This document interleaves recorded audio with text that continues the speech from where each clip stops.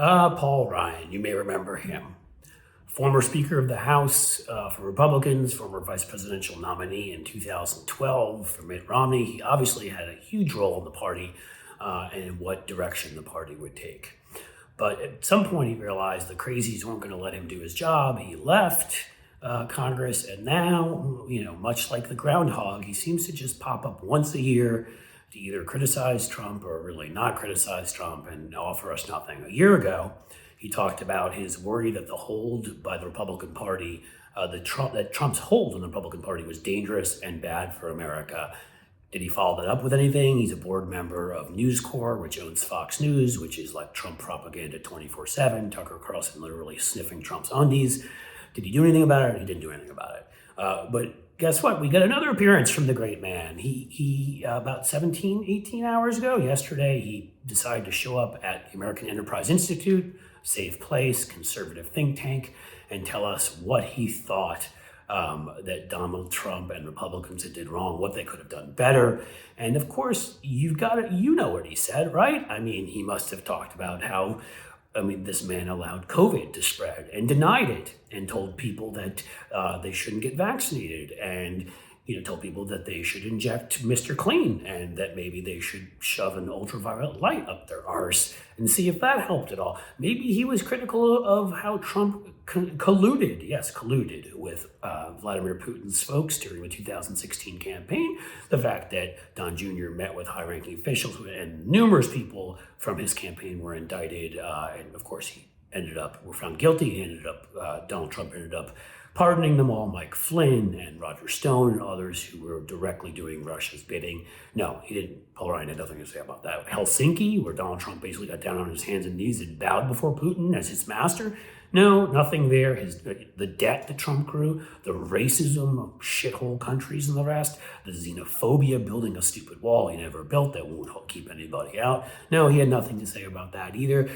Shooting at protesters, attacking them at Lafayette Park, the January 6th insurrection where police officers ended up being killed, where 140 were stabbed, beaten, and the rest.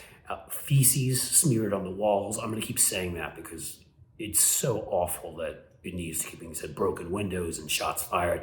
No, he didn't say anything about that. The sedition that we've learned about since, the numerous plots in states and with his acolytes to overthrow an election that was election that was fair, or Joe Biden won by the biggest landslide since Barack Obama in 2008. No, that is also something he didn't talk about. What did Paul Ryan think it was important to talk about? He thought it was important to talk about the fact that Donald Trump was not mean enough to poor people. That's right. Let me say that again. Not mean enough to poor people. You may remember Paul Ryan, Ayn Rand trained. I think he probably read those books morning, noon, and night. Obsessed with cutting Social Security, Medicare. This is somebody who lost his father when he was young and grew up and was able to go to college based on Social Security benefits that are given to those who lose their father or mother. Survivor benefits, they're called. But in Paul Ryan's case, it seemed to make him more obsessed with actually cutting these benefits, which was like his life stream. And so he criticized Trump for not having the courage to do what was unpopular and to cut Social Security and Medicare more. Again, not for the fact that this man is obsessed with toilets and laundry and water pressure and can't shut up about it. Not for the fact that he insulted Gold Star families and told one wife who'd lost her husband to her face, well, I guess that's what he signed up for, isn't it? Not that he sharpied the path of hurricanes so that when he claimed hurricanes went in certain directions, that it would seem like he was correct. Not that he thought stealth fighters were invisible, actually invisible, like Wonder Woman invisible, like we can't see them. Not that he thought that we might want to use nukes to blow up hurricanes, or that windmills cause cancer, or any number of other ludicrous things this meant, that his alliances with the worst dictators from MBS in Saudi Arabia, who has now given Jared Kushner a $2 billion golden parachute, to his friendship with Putin we've talked about, and Bolsonaro and Erdogan and the rest.